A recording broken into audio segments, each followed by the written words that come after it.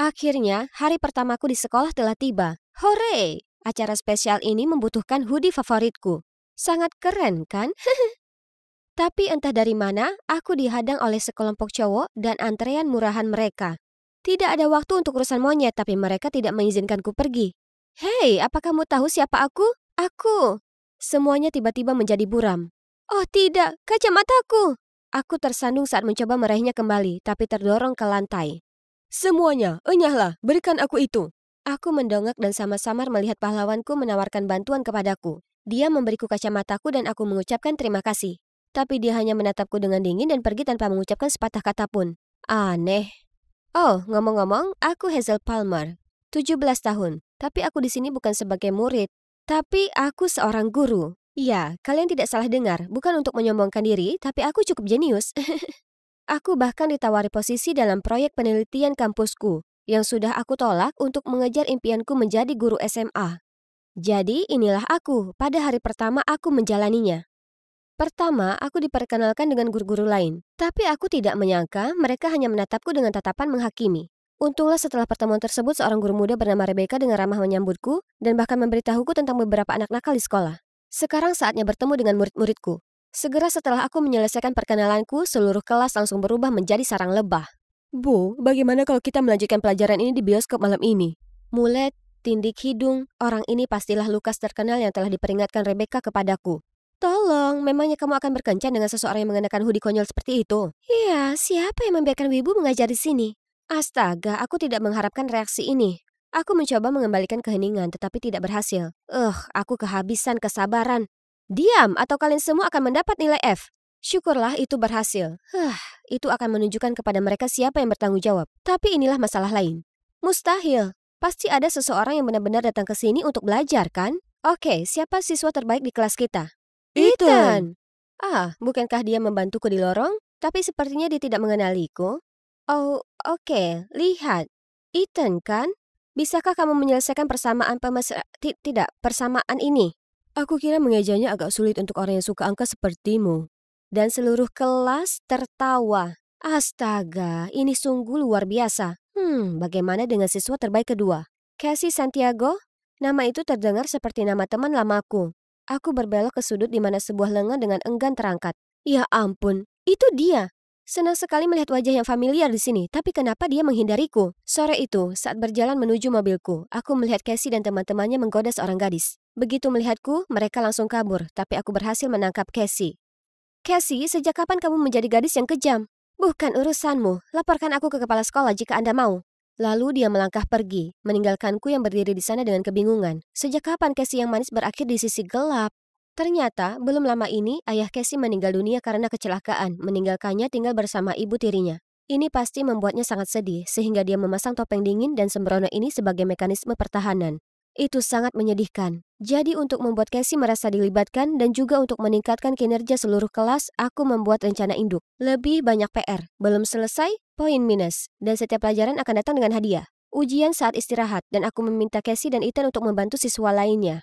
Namun saat aku memanggil Cassie ke dewan, anehnya dia tidak bisa melakukan persamaan sederhana.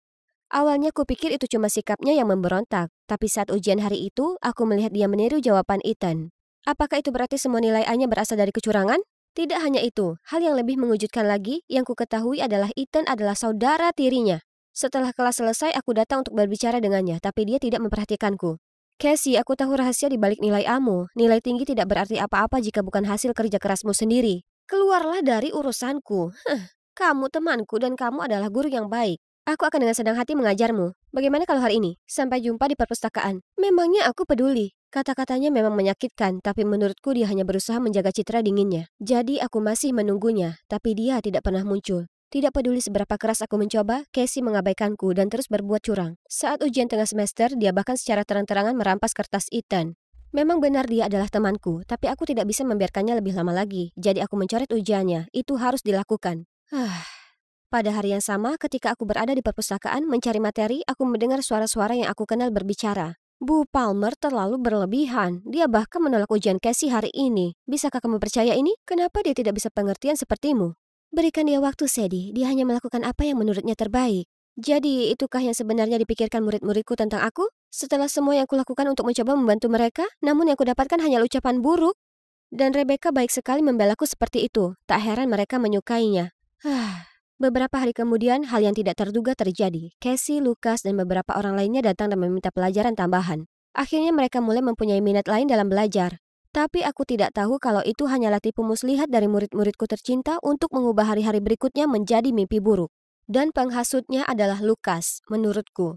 Suatu hari aku hampir pingsan ketika menemukan sarang semut besar di dalam tasku. Suatu hari celanaku menempel di kursi dengan permen karet. Untungnya, Ethan selalu muncul tepat waktu untuk membantuku.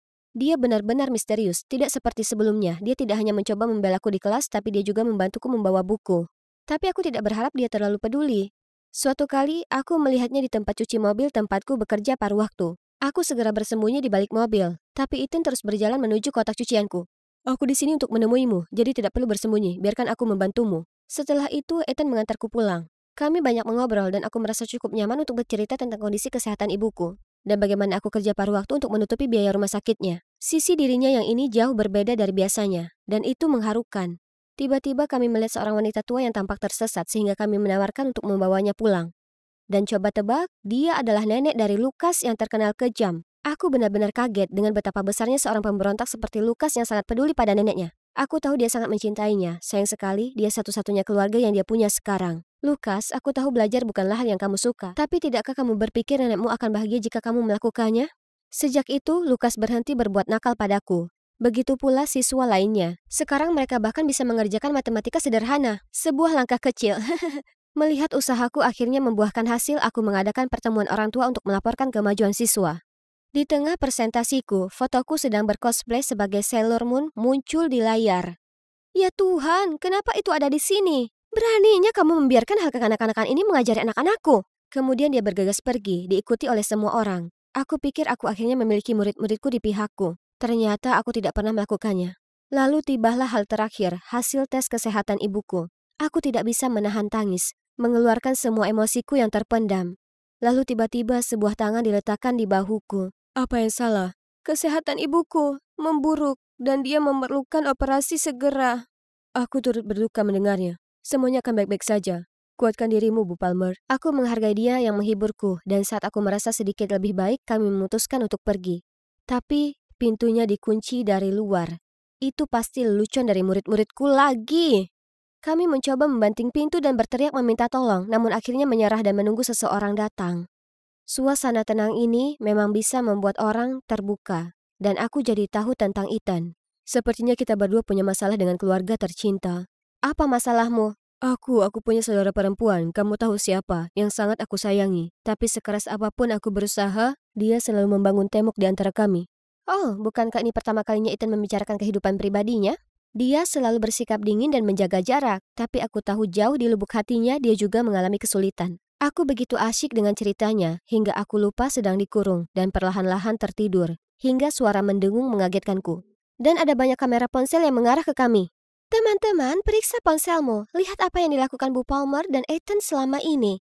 Astaga, banyak fotoku dan Ethan telah diunggah di situs sekolah. Dan dari beberapa sudut, seperti kami sedang berciuman.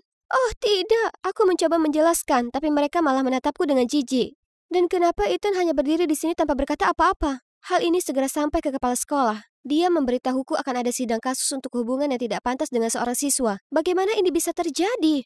Saat aku berjalan ke kantor kepala sekolah, tiba-tiba aku mendengar suara-suara yang kukenal berteriak. Kenapa kamu melakukan itu? Aku sudah bilang temukan kelemahannya dan lihat kamu tidak mendapatkan apa-apa. Aku telah melakukan semua yang aku bisa, apalagi yang kamu mau. Semuanya? Lalu kenapa dia masih di sini? Selama dia masih ada, dia mengacaukan hal-hal curang kita. Dan ibu akan membuat kepalaku dipenggal karena tidak berguna di sekolah. Atau itu yang kamu mau, kakak? Apa? Jadi, Casey telah merencanakan semuanya selama ini? Dan Ethan adalah bonekanya berteman denganku hanya untuk menyenangkan adiknya. Aku tahu dia membenciku, tapi apakah Ethan juga harus begitu kejam? Casey kemudian melihatku, jadi aku kabur. Aku masih mencoba memprosesnya ketika aku masuk dan melihat dewan sekolah memelototiku. Kamu menghina profesi guru, sehingga kami tidak punya pilihan. Aku sudah siap menghadapi kemungkinan terburuk saat Ethan menyerbu masuk. Tunggu, akulah yang sengaja menjepit kunci ruang kelas untuk membalasnya karena terlalu galak. Tapi aku tidak sengaja terjebak juga. Tidak ada apa-apa di antara kami. Jadi aku dibebaskan dari semua tuduhan dan Ethan mendapatkan skorsing selama seminggu. Kenapa dia melakukan itu? Setelah percobaan yang sangat lama, aku berkendara berkeliling kota untuk mengeluarkan tenaga. Lalu melihat Casey berkelahi dengan penjaga keamanan. Aku mengetahui bahwa Casey mencuri gelang dan menolak menelpon orang tuanya. Penjaga mengatakan dia harus menelpon polisi, jadi aku maju sebagai gurunya untuk menyelamatkannya. Casey bertanya kenapa aku membantunya. Tapi aku tidak mau repot-repot menjelaskannya dan pergi begitu saja. Sejak hari itu, Casey tidak mengikuti kelas tambahan. Dan setelah skorsingnya, Ethan kembali dengan sikap seenaknya. Tidak ada waktu untuk mengkhawatirkan keduanya. Misiku sekarang adalah mempersiapkan siswaku untuk ujian akhir mendatang dan mendapatkan kembali prestisku. Untungnya, mereka mulai belajar dengan serius dan banyak berinvestasi dalam tes ini. Suatu hari, ketika aku masuk ke kelas, beberapa siswa bahkan memintaku untuk membantu menyelesaikan latihan tingkat lanjut. 2 minggu kemudian, ketika hasil keluar, semua siswaku yang penuh semangat bergegas mendatangiku. Bu Palmer, terima kasih. Pertanyaannya sama dengan pertanyaan yang kamu tunjukkan kemarin, jadi kami cuma perlu sedikit waktu untuk menyelesaikannya. Apa yang mereka bicarakan? Sebelum aku bisa mengerti, kepala sekolah memanggilku ke kantornya. Saat aku masuk, dia dengan marah menunjukkan lembar matematika yang diduga aku ajarkan di kelas tambahan. Etos kerja seperti apa yang memungkinkan soal ujian bocor, Bu Palmer? Membocorkan tesnya? Aku? Tidak. Ayolah. Tidak ada lagi alasan. Kau dipecat. Tidak, tidak. Mereka tidak bisa menghukumku atas sesuatu yang tidak kulakukan. Seseorang pasti telah menjebakku. Aku tanya siswaku di mana mereka mendapatkan kertas itu. Dan mereka bilang itu sudah ada di meja saat mereka masuk kelas. Jadi Casey dan Ethan pasti berada di balik semua ini. Kerja bagus Ethan karena telah melakukan tindakan penyesalan hanya untuk membuat rencana yang lebih besar untuk mempermalukanku. Baiklah kalau begitu, mereka menang. Menganggur dan putus asa dengan biaya rumah sakit yang harus ditanggung. Aku harus bekerja di tempat cuci mobil serta mengambil sip malam di 7-Eleven. Tapi selain gajinya yang kecil, ada bonus berupa telur busuk dan tomat. Tatapan sinis dan komentar sinis yang mengatakan aku tidak pantas menyandang gelar guru. Skandal itu benar-benar menjungkir balikan hidupku. Lalu saat aku berada di rumah sakit bersama ibuku, tiba-tiba Ethan bergegas masuk dan berkata dia akan membersihkan namaku. Membersihkan namaku?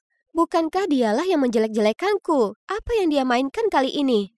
Karena tidak ada ruginya, aku dengan enggan pergi bersamanya. Dia kemudian membawaku ke ruang kendali sekolah. Kepala sekolah juga ada di sana. Lalu aku melihat Sadie berdiri di atas panggung. Ethan bilang dialah yang diam-diam meletakkan lembar matematika di atas meja. Apa? Tapi, Rebecca? Aku membagikan tesnya seperti yang kamu katakan, tapi aku takut. Bagaimana jika ada yang mengetahuinya? Jangan khawatir, Bu Palmer telah dipecat. Tidak ada yang akan mengetahuinya. Aku hanya mengambil kembali posisiku sebagai guru tercinta yang dapat melindungi kalian semua. Tidak, aku harus menceritakan semuanya kepada kepala sekolah. Siapa yang akan mempercayaimu? Aku. Marah, aku bergegas ke panggung dan menghadapinya. Rebecca, kukira kamu adalah temanku. Bagaimana bisa? Jangan tanya aku, tanya dirimu yang palsu. Bukankah kamu hanya berusaha membuat para siswa menyukaimu? Omong kosong apa yang dia katakan? Aku hanya melakukan tugasku untuk menjadi guru yang baik. Bagaimana dia bisa begitu egois dan kejam? Karena cemburu? Bu Palmer mendapatkan rasa hormat dari muridnya karena hatinya. Lihat kamu, apa yang disebut cinta yang kamu miliki datang dari menipu mereka dengan semua kebohonganmu.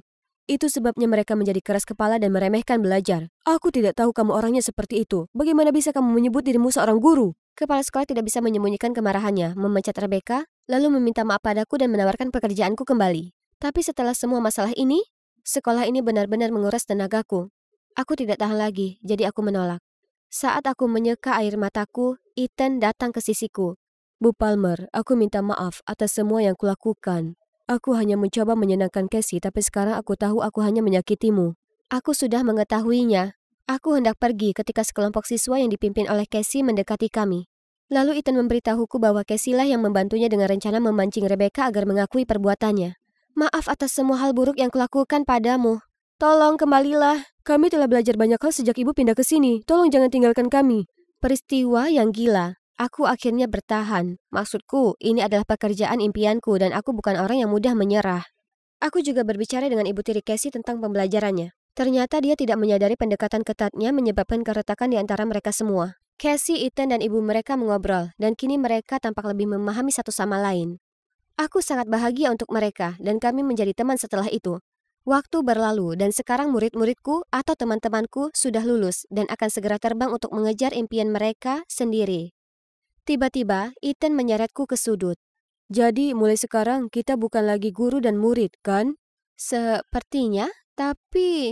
Tapi apa kamu masih bisa mengajariku? Ajari aku cara mencintaimu.